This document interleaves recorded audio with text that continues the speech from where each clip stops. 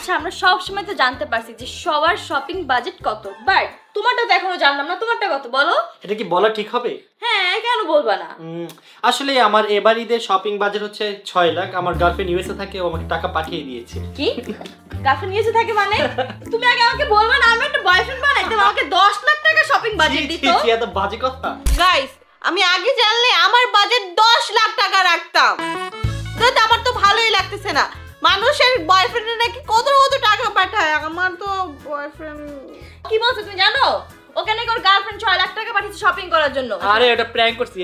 3 লাখ টাকা আমার দিয়ে দাও। দিলে না 6 লাখ আর 3 লাখ দিমু। যাইনি বলে এখানে কয় টাকা আছে?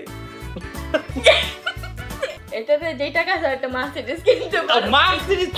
তাহলে কালকে একটা মার্সিডিজ কিনে দাও। না না চলে ভাই শপিং করব কি লাগা আমরা আরেক মার্সিডিজ বাইতে আরেকটা মার্সিডিজ নতুন দাও দাও, কালকে একটা বাইক কিনবো। বলো না ঈদের আগে যদি একটা বাইক কিনতে পারি তাহলে অনেক ভালো লাগবে। দাও বাইক কিনবো কেন? মার্সিডিজ কিনবো আমরা। মার্সিডিজ একটা আছে, বাইক কিনবো। আচ্ছা বুঝছোই তো তোমার বইয়ের অনেক কষ্টের টাকা, প্লিজ একটু সাবধানে খরচ করো। গাইস কালকে আমি একটা নতুন বাইক কিনে ফেলি, কি বলি? তো আমি একটা কথা বলি। বলো। তুমি একটু আগে যে গার্লফ্রেন্ডের কথা বলছো, তাও আমি তোমার কার্ড দিছি যেটা তোমার কপাল ভালো। আর একটু যদি বলছো গার্লফ্রেন্ড, তুমি আমার এতক্ষণ যে মাইটা দিছো এই মাইট খাই তো আমি মাইটা থেকে 10 লাখ টাকা নিতে পারতাম। না তো তোমার চুল একটাও থাকতো না। আমার পেট ব্যথা করতেছে, আমি মাঝখান থেকে যাই। গাইস এবার ঈদে আমি ড্রেসের বদলে আসলে একটা বাইকই দেবো ভাবতেছি। এই